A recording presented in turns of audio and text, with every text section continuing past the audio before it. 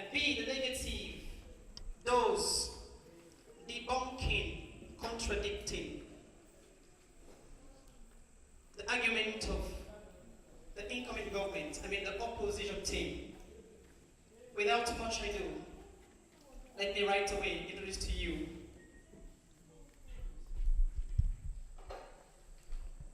before then, even the speaker's introduction, I would like judges to make brief notes on account of this resolution, this proceeding today. Over to you. The adjudicators. Brief rubrics are required of you to teach speakers. Brief. Over to you. And of course, we'll be looking at key things in ensuring we give credible,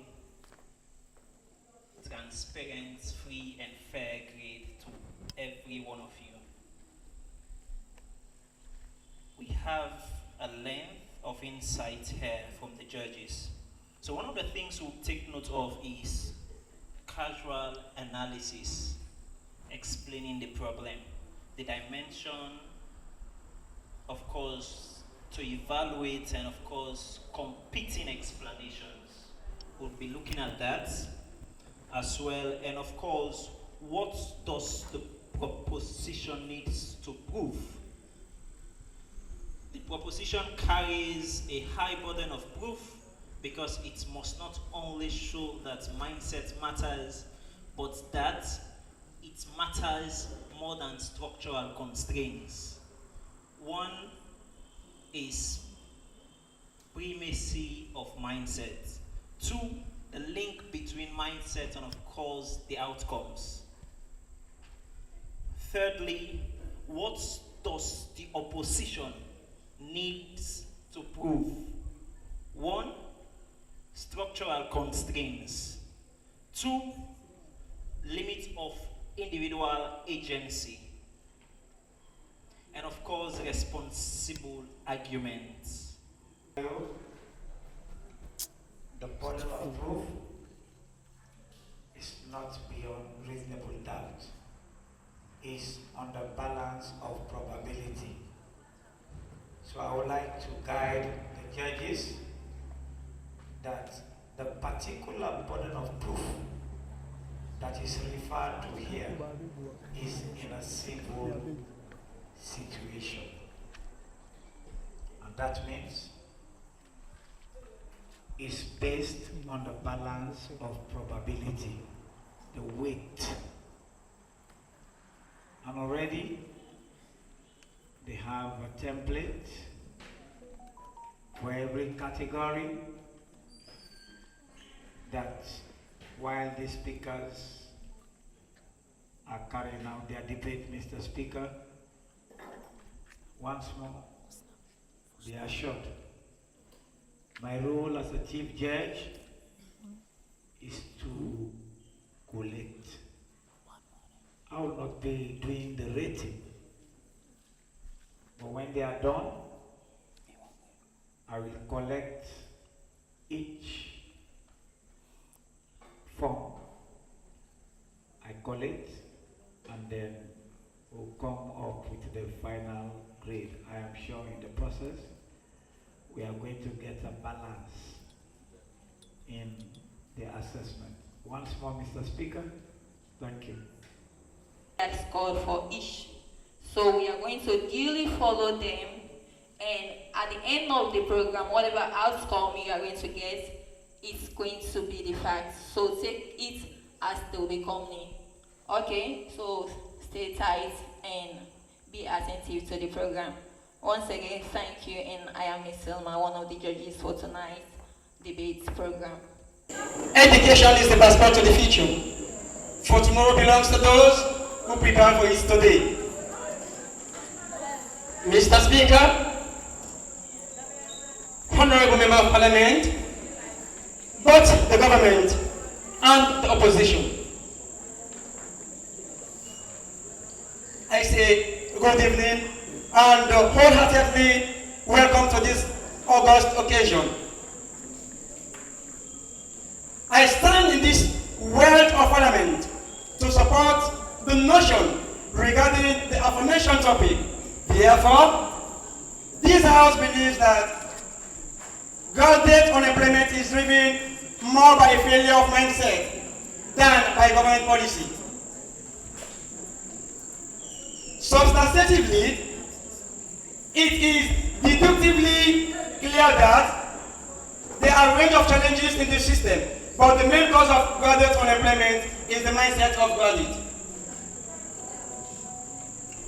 Today, the world is full of opportunities, especially in business, technology, and innovation. Jobs are not only in government offices anymore.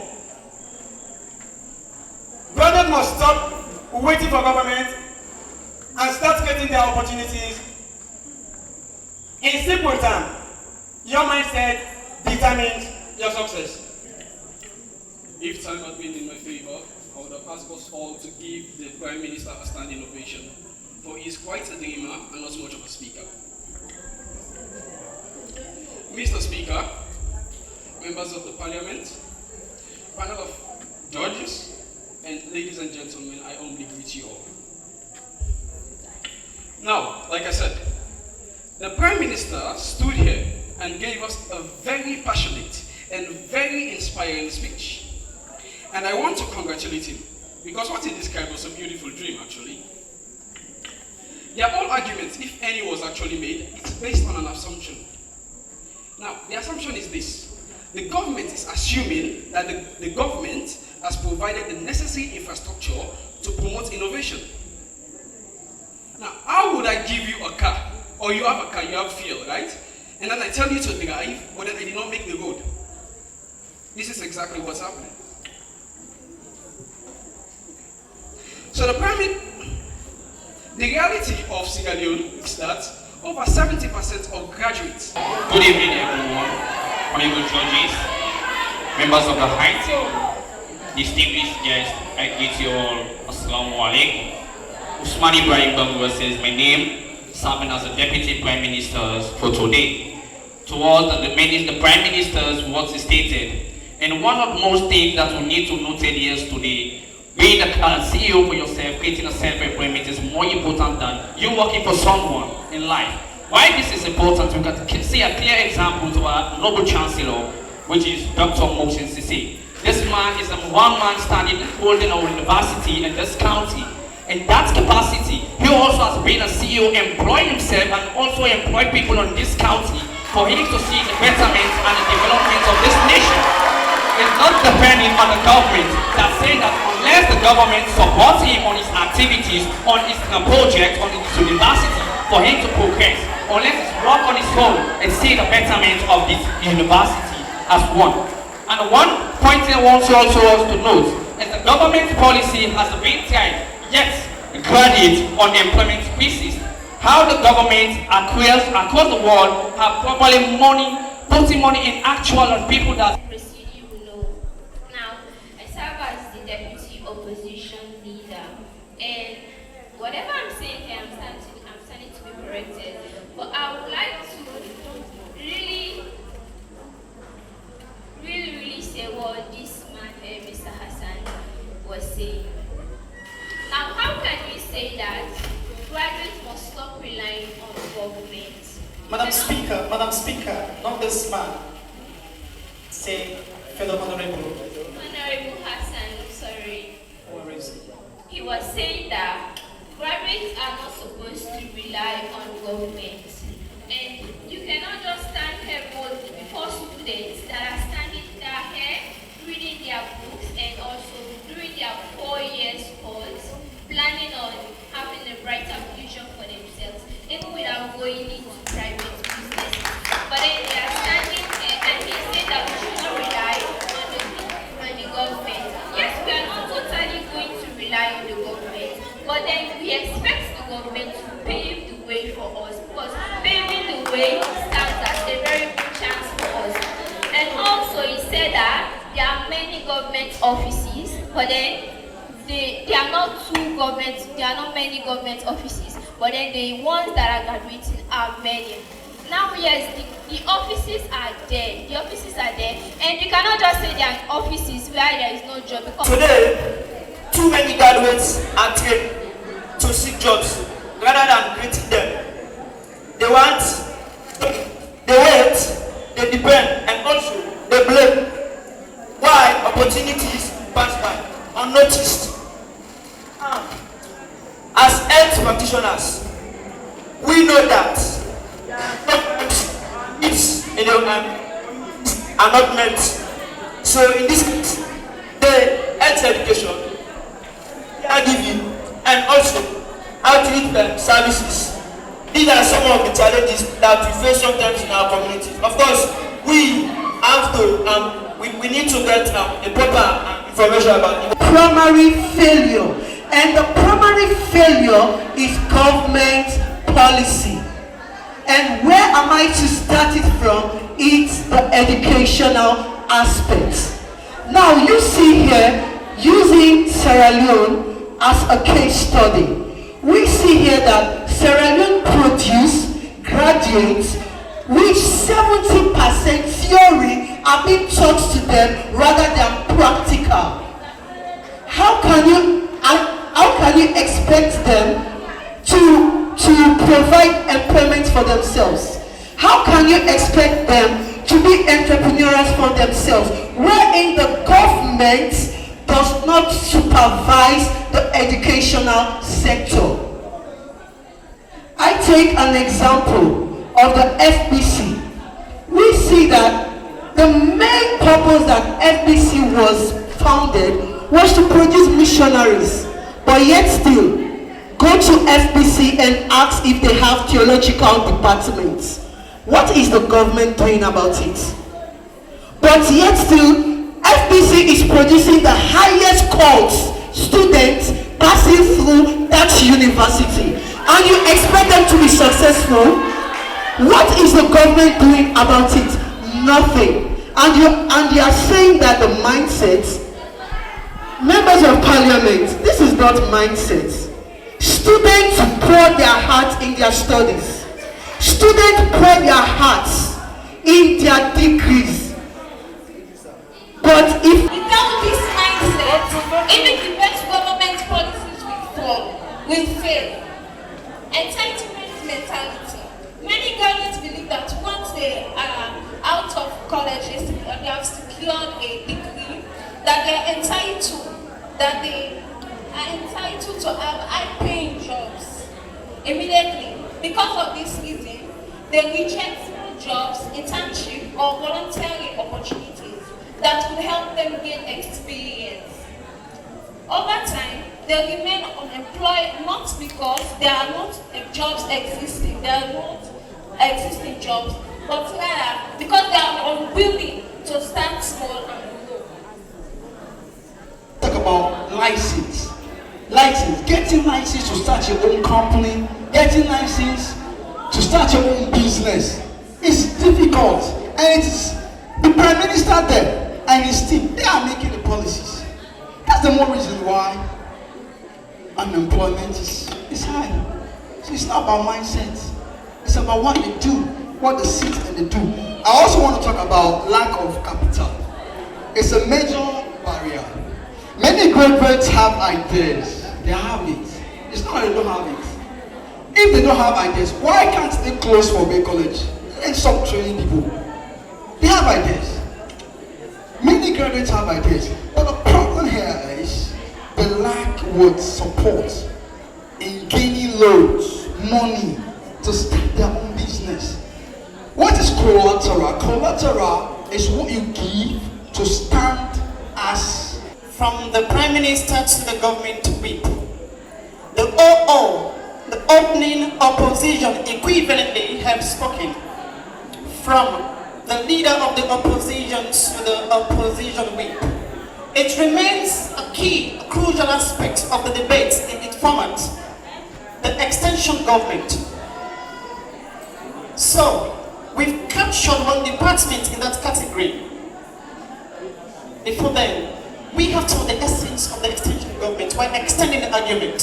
So, from the aforementioned speakers, when the Prime Minister has spoken and created the foundation of the argument from the resolution, no subsequent speaker is required to bring any different argument.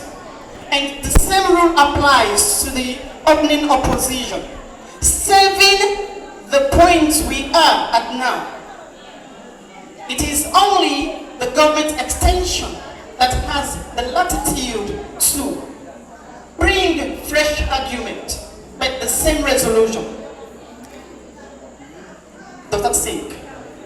So it is against that backdrop we call on, rather than a toolbox to solve the problem. Many graduates focus on the paper they receive as graduates rather than the problem to solve. They can solve their community with a gratitude rate for the government, not to give them a job. So we are here saying that the government should provide job for the worker, or let me say for everybody in the country. That is, it's surely essential. Mr. Speaker. Mr. Speaker. Objection. No, it's not a BOI.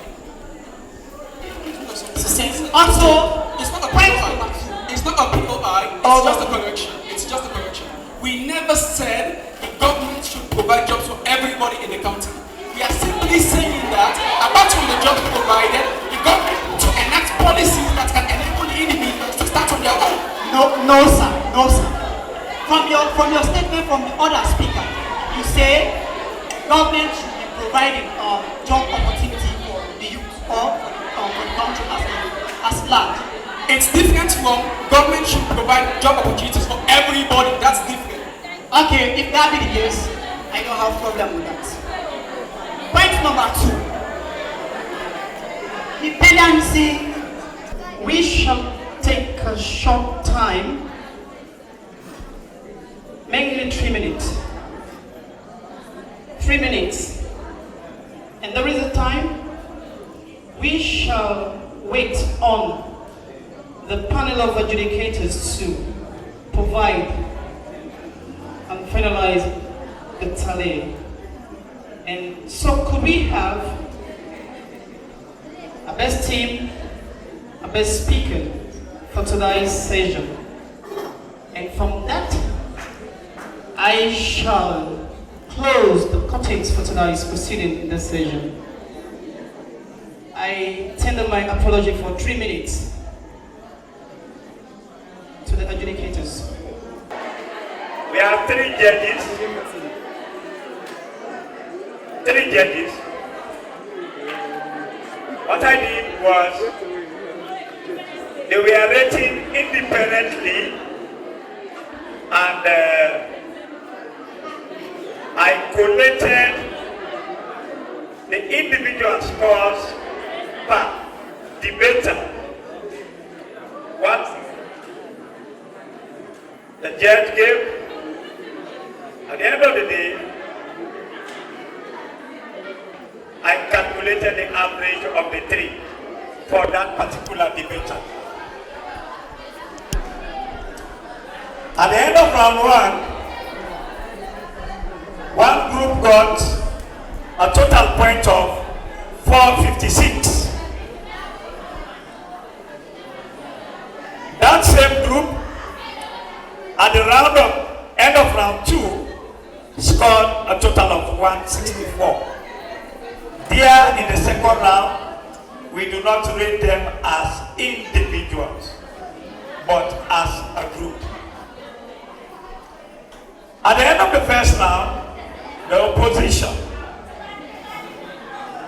At the end of the first round, the opening government. At the end of the first round, the best debater. At the end of the first round, the second debater. At the end of the first round, the best body.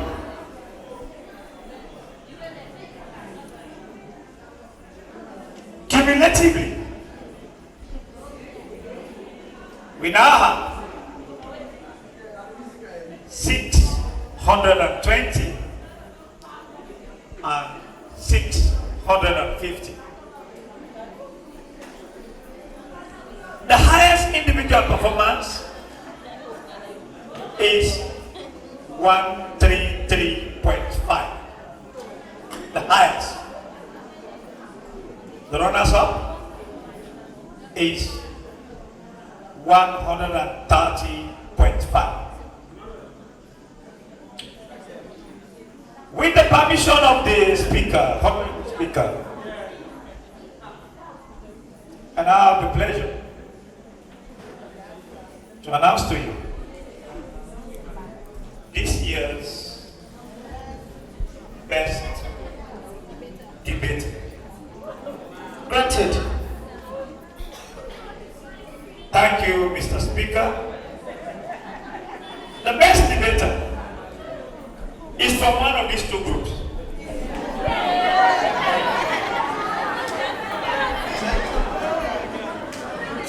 The best debater is a honorable member of parliament, and he belongs to either groups. Fellow judges, permit me to announce the result. The result for this year, 133.5, 130.5 for individuals. As a group, 620 and 650. Honorable citizens of Sierra Leone, permit me to announce the result. Thank you very much. You have the latitude. This year's British type parliamentary debate ended with the runners-up with a total score of 133.5 and 130.5. Colleague lecturers, please allow me to announce the winner.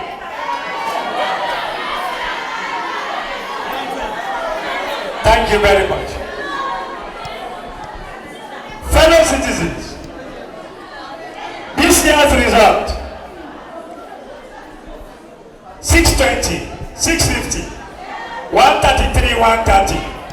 Honorable members, please allow me to announce the result. Thank you very much. I now have the pleasure to announce the runners-up. The second best debater is no less a person, but somebody who scored 130.5. Thank you very much for knowing that the second scored 130.5.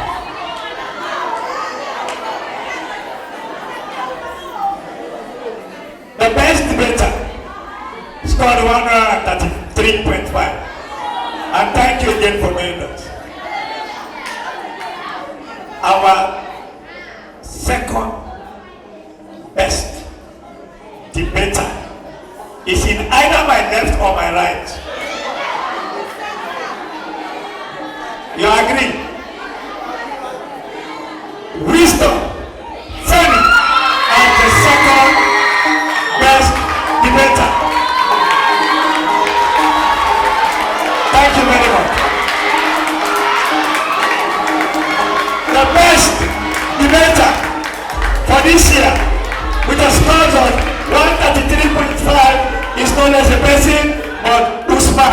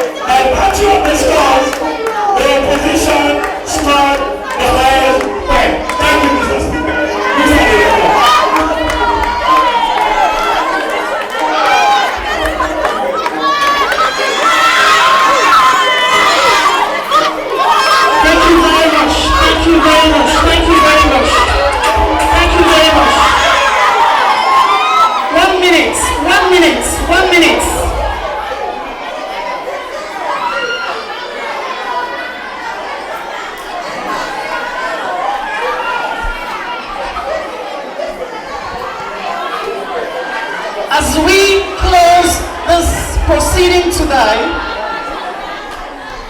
we want to announce to you that there are attached prizes for all speakers.